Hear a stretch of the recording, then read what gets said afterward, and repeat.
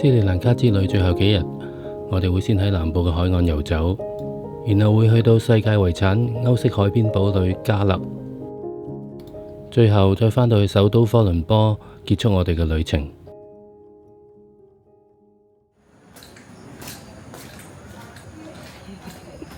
我哋跟住落嚟呢2日之所以唔再需要司機，係因為想更加自由遊走於南部嘅海岸。人一世物一世，我租咗一部紅色超跑嚟自駕。佢係一部470cc 渦輪增壓欠縫直氣一氣缸4衝程4前速全手動3輪半開放轎車，簡稱突突。我幫襯嘅租車公司唔單止會幫我搞好晒所有本地嘅執照同埋文件，亦都會將車送到去酒店，甚至會派人嚟講解，為從未開過突突嘅我作簡單嘅訓練。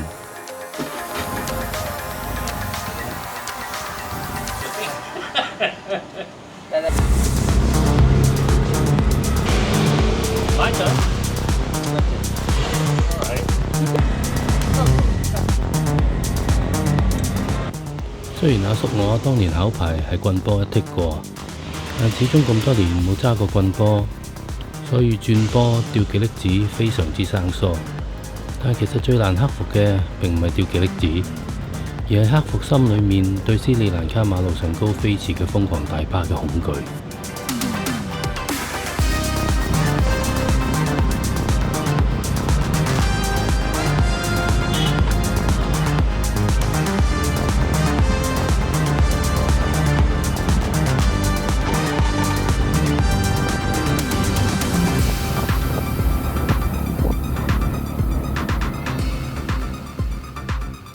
經過無限嘅細心 coaching， 我終於算係充滿信心咁接過嗰部帶住神秘嘅紅色跑車。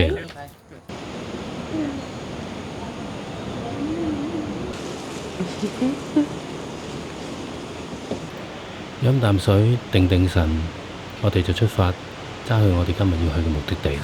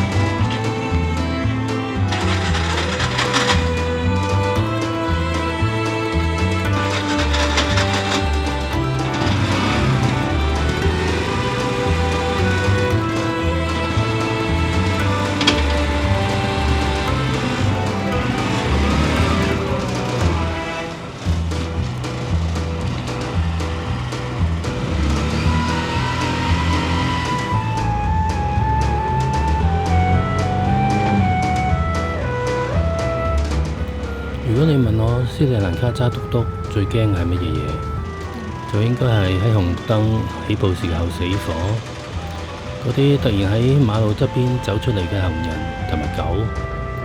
同埋不停咁推你屁股嘅貨車同埋大巴。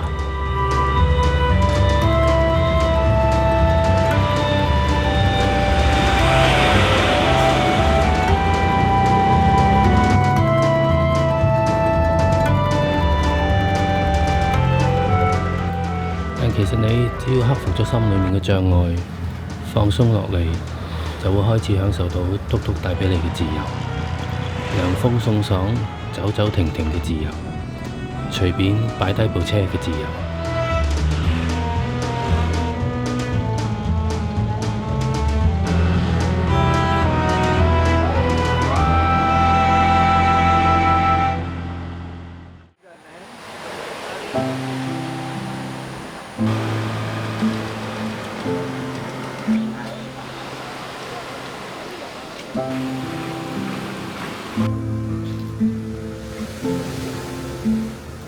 我哋今日嘅目的地係個漁港，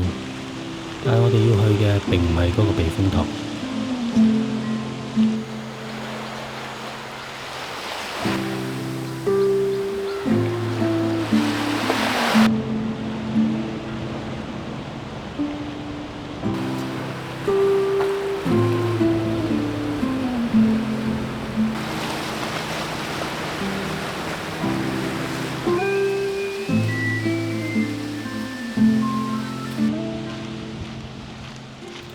經過一個寺廟，我哋就嚟到呢個沙洲，呢個叫 Blue Beach 嘅連島沙洲。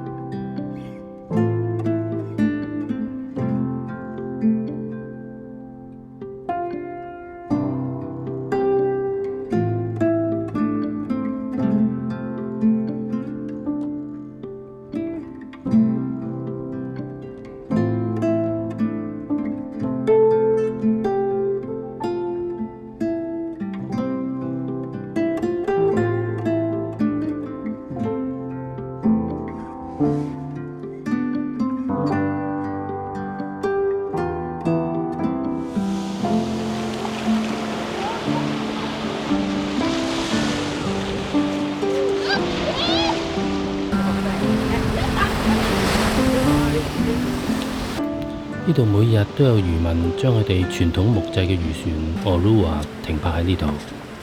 Orua 嘅底部係用一整條樹幹木材做成，上面再接上兩塊木板作為船身，所以中間嘅空間受制於樹幹嘅闊度非常之狹窄。漁夫喺船裡面只可以企喺度，船嘅一邊或者兩邊亦都需要架設浮標嚟穩定船身。佢哋經唔起印度洋嘅風浪，所以只可以用嚟近岸作業。其實如果對啱時間，可以睇到佢哋滿載而歸嘅漁獲。可惜今日我哋嚟遲咗，漁船雖然喺度，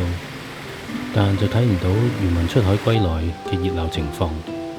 只有遊客遊走喺漁船間盡情打卡。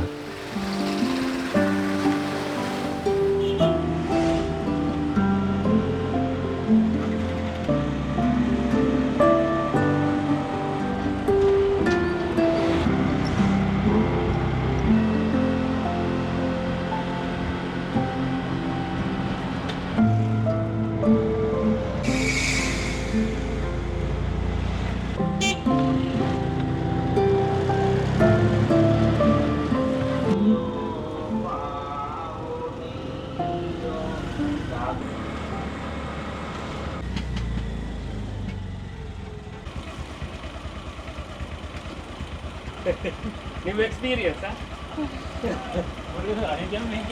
ಅತ್ತಲೇ ಮದ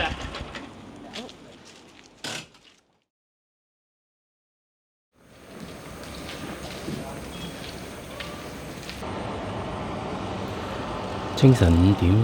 我又出發啦。要去嘅係酒店附近 Mirissa 嘅漁港，睇睇佢哋嘅魚市場。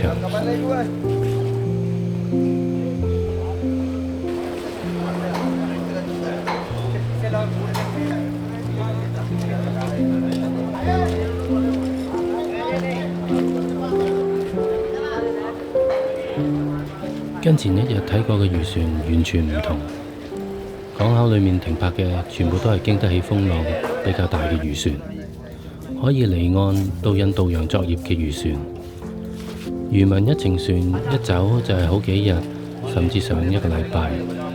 漁獲主要都係堅魚、大眼吞拿同埋黃鰭吞拿，佢哋捉到嘅漁獲就用冰鮮住。漁民將啱啱喺冰倉裏面攞出嚟僵硬嘅魚卸落嚟，然後就地攤放城市。旁邊就有好多買手，金睛火眼咁樣喺度揀貨。漁民嘅叫賣聲此起彼落，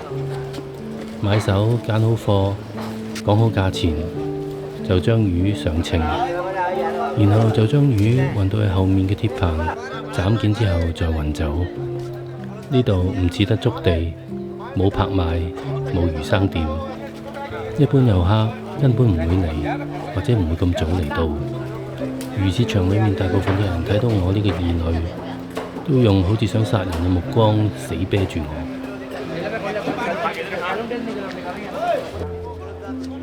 突然旁邊有一個大叔，竟然好友善咁同我 Good morning，又好好奇咁睇一睇我嘅相機。於是我就問大叔：嗰條睇嚟有40-50公斤重嘅黃鰭吞拿，大概係咩價錢？大叔竟然話大概港紙200零蚊就可以買得到。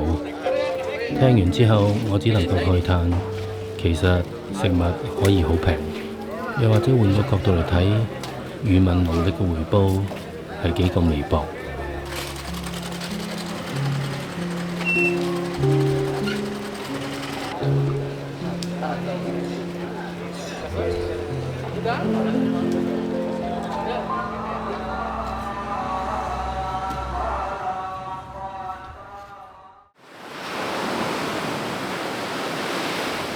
睇過近岸嘅傳統漁船 Orua，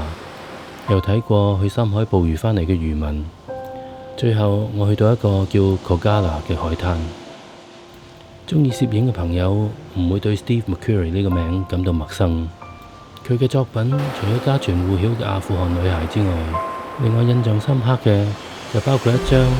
拍攝當地漁民企喺沙灘上高矗立起嚟嘅木高橋上高釣魚嘅圖片。而我今日終於嚟到拍攝現場，可惜嘅係清晨6點揾唔到喺度釣魚嘅人，唔係因為太早，而係因為斯里蘭卡南部咁樣嘅釣魚方式早已經沒落同埋失傳。正當我意興闌珊想要轉身走嘅時候，那貓就走到嚟我身邊問我要唔要活動報警。我本來感覺拍攝一堆臨時演員扮演漁夫完全冇意義，但諗諗下又覺得佢哋扮演漁夫嚟娛樂遊客嘅呢個工作本身又何嘗唔係一道人文風景？加上抵受唔住那貓嘅飢渴眼神，我就答應用70幾蚊請佢哋3個幫我拍攝。3個演員之中，呢一個最唔專業，唔單止佢粗乾嘅動作生硬，就連隻腳都唔想掂到水。正所謂臨時演員都係演員啊嘛。相反，那貓就專業得多。佢唔單止唔怕掂水，粗乾嘅動作變化多端，但唯一美中不足嘅就係佢哋嘅魚竿上面根本就連條魚絲都冇。那貓話佢阿爺嗰代其實都係咁樣釣魚養家嘅，但係到咗佢老豆同埋佢呢一代，已經唔係再係真正嘅漁夫啦。但我心諗，其實你的確係個漁夫，只不過你釣嘅唔係魚，而係好似我咁樣嘅遊客啫。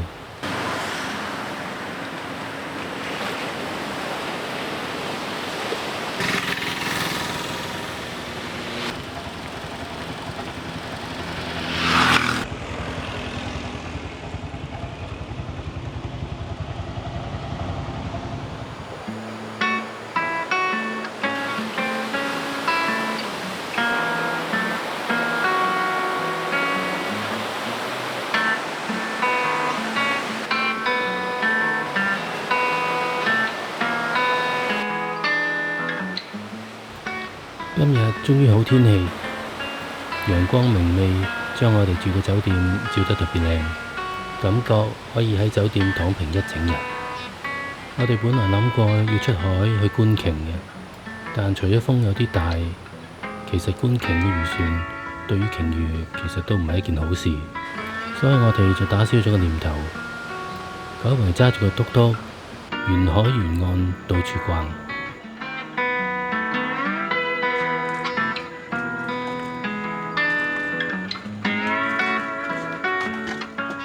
而我哋第一個要去嘅地方就喺酒店不遠處，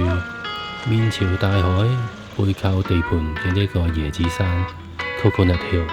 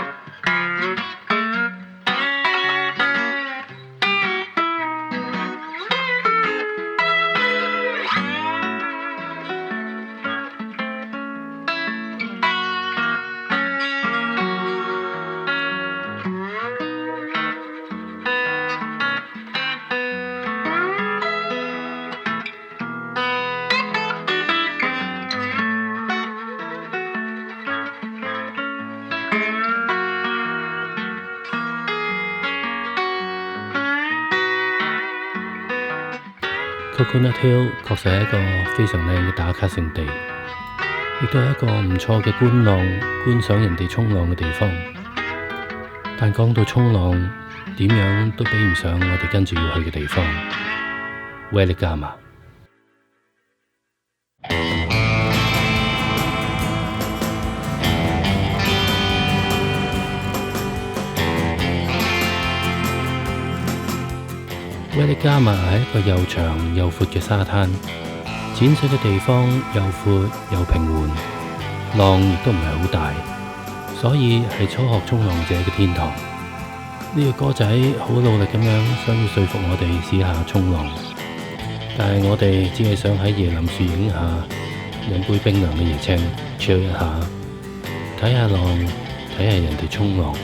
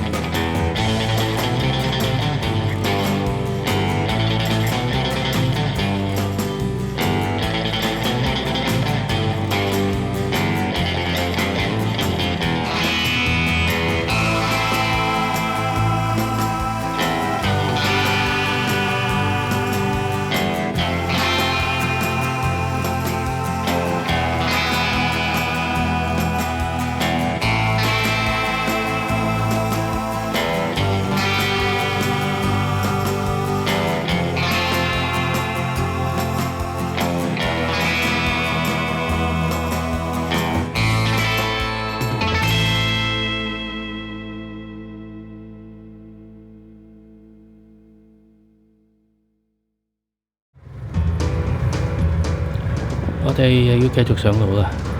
喺酒店 check out 咗，帶住一車篤篤行李，繼續沿岸朝住我哋下一個目的地加勒進發。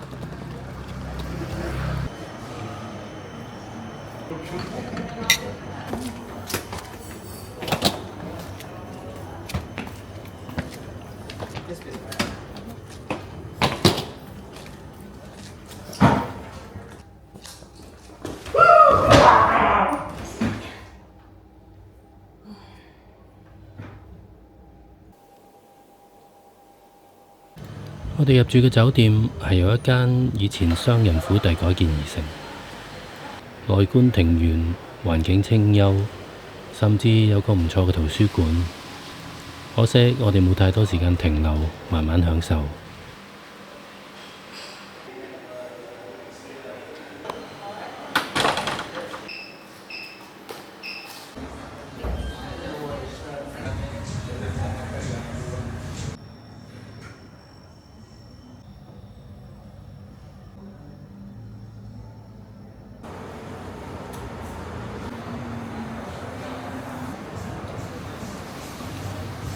偷嘢。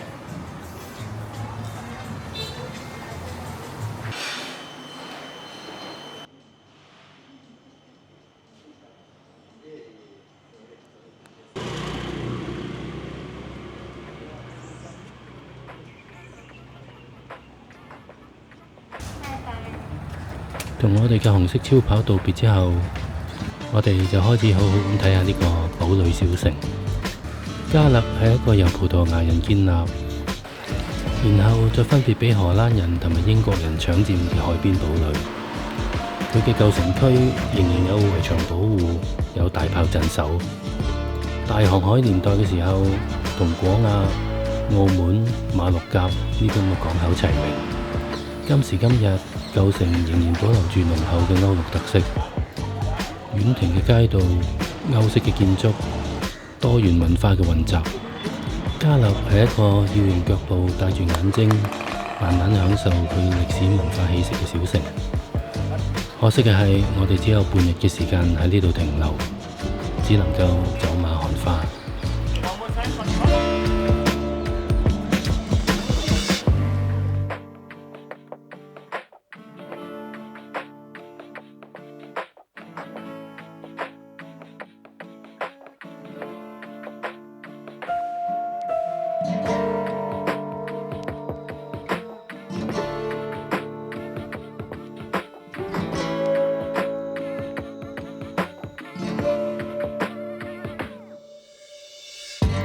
嘉勒嘅舊城門係一個會講故事嘅城門，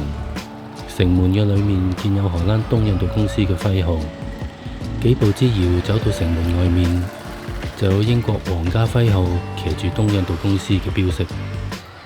雖然英國人從荷蘭人手上搶走嘉勒，但並冇抹去荷蘭人嘅所有記號。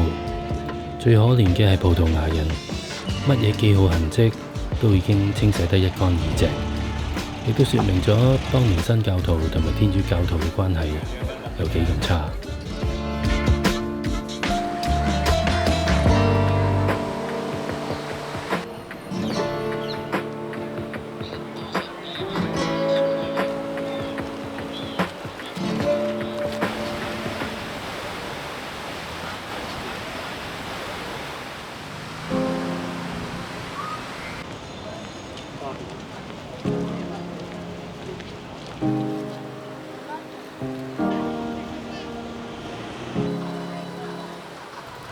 英國人喺嘉勒嘅東南角嘅城牆上高建咗一座燈塔。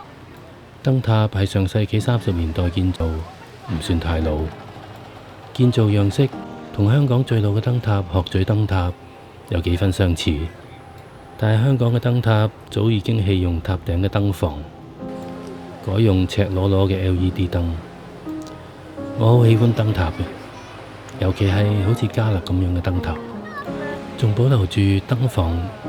同埋用 Fresnel lens 折射光束，日落後嘅藍調下，昏黃嘅光束緩緩不息咁樣對住茫茫印度洋投射過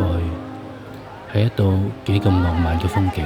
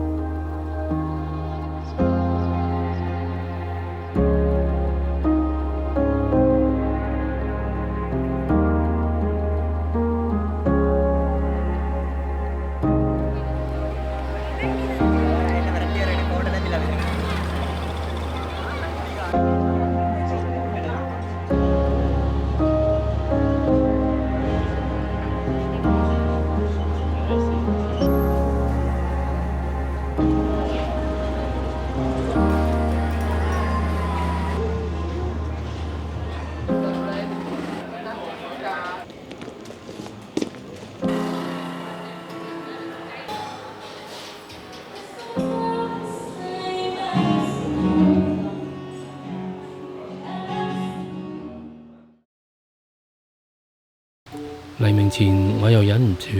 要去燈塔嗰邊走一趟，想要睇睇佢日出之前仍然努力不息綻放嘅光芒。日出前嘅嘉勒，冇遊客喺街上嘅嘉勒係完全另一個嘉勒。街上面見到嘅只有保安、清潔工同埋負責手動式街燈嘅工人。仲有嗰啲趁冇人霸咗成條街喺度覓食嘅各種鳥類，好難想像咁樣一個寧靜嘅小區，咁樣一個彈丸之地，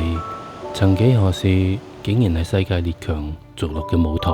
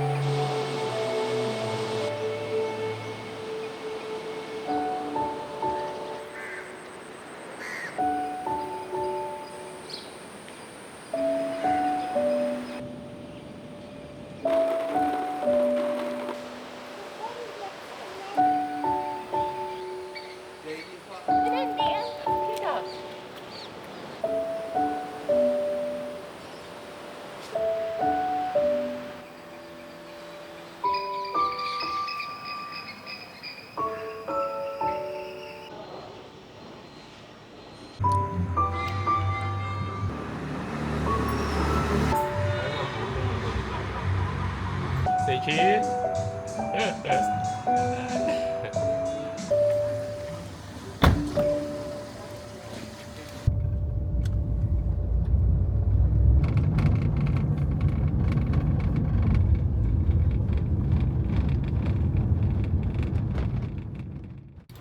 呢個係 Harold，係我哋喺斯里蘭卡最後一日嘅司機。但係我哋並唔係直接揸車去科倫坡，因為我哋見過鬼竟然唔怕黑，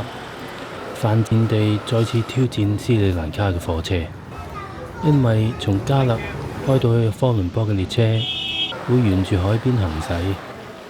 鐵路旁邊望出去就係一望無際嘅印度洋，幻想中就好似北海道網走，又或者至少好似鎌倉咁樣。可惜我哋冇做好 research， 又只係想花個零鐘喺個鐵路上高，於是錯信咗酒店嘅職員推薦，從加勒坐到阿魯加馬。結果係呢一段海係睇得到，只不過係好似買樓買咗海罅樓咁樣。而如果唔想睇海罅，想望到一望無際嘅海，其實原來係應該由阿魯加馬坐到科倫坡。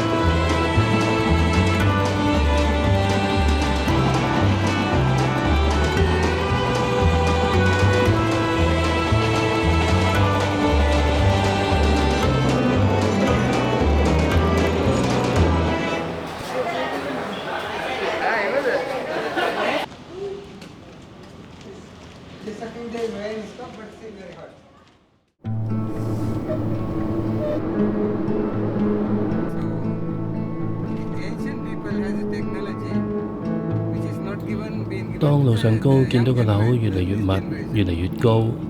你就知道我哋已經到咗斯里蘭卡嘅首都科倫坡。土生土長斯里蘭卡嘅建築大師 Geoffrey Bawa 係我好鍾意嘅一個建築師。本來有諗過要去佢嘅故居參觀一下，又或者住一下佢設計嘅酒店，但結果一係就係太遠，一係就係太貴，所以我哋選擇造訪佢以前嘅 studio。studio 而家已經變成咗藝廊同埋餐廳，我哋就順便食 lunch。我諗如果巴華泉下有知，睇到佢嗰啲原本安靜嘅庭園，而家變到好似個街市咁嘈，可能都會激到翻生。喺我哋去下一個景點嘅途中 ，Harold 順道將車揸得好慢，等我哋可以睇睇科倫坡市中心殖民地年代嘅時候嘅老建築。講到頭頂嗰條由中國建造連接機場同埋嗰個而家空空如也嘅填海區嘅高架路，又講到有幾多攤販因此失去咗佢哋嘅生計同埋社區，又聽得出佢其實對現況有幾咁不滿。係咪戀殖也好，我諗佢好眷戀嗰個已經過去咗，但係仲有制度、有進步、有草根生存空間嘅年代。我由得佢講，冇回話，只係用心聆聽，但係心裏明白，感同身受。Harold 將我哋送到去科倫坡嘅舊市中心，成個社區嘅 vibe 令我諗起深水埗，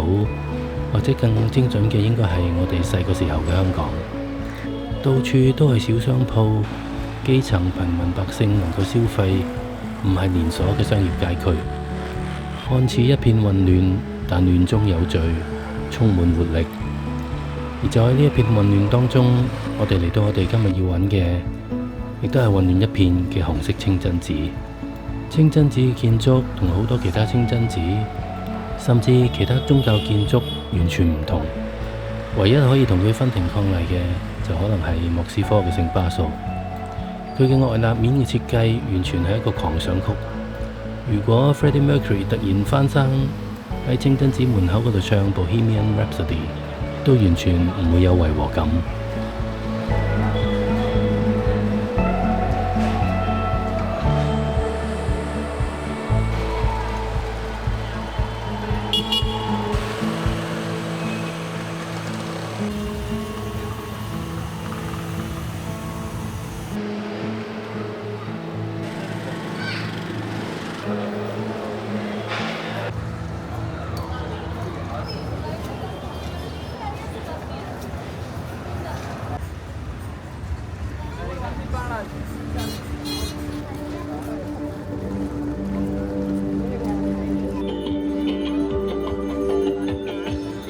臨開車去機場之前，我哋嚟到市中心海旁嘅一大片草地，叫 Face Green。話說之所以有咁樣一片樹都冇一棵嘅草地，係因為以前海防炮火嘅視線唔能夠受阻嘅原因。今日係除夕，科倫坡嘅人無論老少都嚟到呢度慶祝。呢個年頭，我已經俾工作社會消磨到完全冇興致去慶祝新年或者其他節日，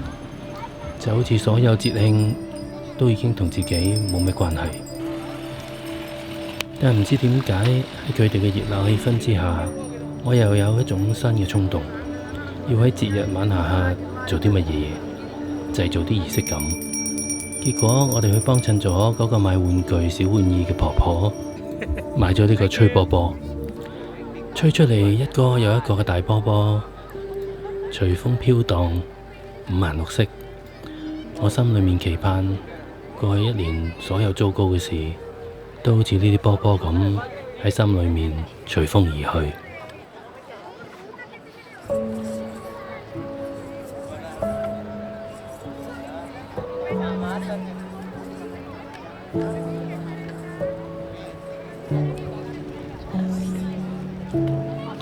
同當地人一齊排隊過馬路嘅時候，嗰啲節日燈飾昏黃嘅燈光，大街上回盪住汽車同埋警察哨子嘅聲音，令我諗起細個嘅時候聖誕節去尖東，過年嘅時候去年宵嘅感覺。我諗起嗰個日子冇咁多姿多彩，但快樂仍然係咁單純嘅年代。儘管佢哋嘅日子比我哋細個嘅時候更難過，但眼前嘅斯里蘭卡人並冇俾苦日子蓋過一切，用唔使點樣花錢嘅方法同朋友家人喺埋一齊，選擇快樂時要快樂。喺揸車去機場嘅路上， Harold 開住 handfree 用 speaker 同老婆同埋阿仔通電，雖然聽唔明，但聽得出佢哋期待佢快啲收工，然後返去同佢哋一齊慶祝。短短12日，我可以話我好享受斯里蘭卡俾到我嘅自然同埋人文風景，但係我仍然對呢個國度所知甚少，就好似車窗外面雨中一堆又一堆模糊嘅斯里蘭卡面孔。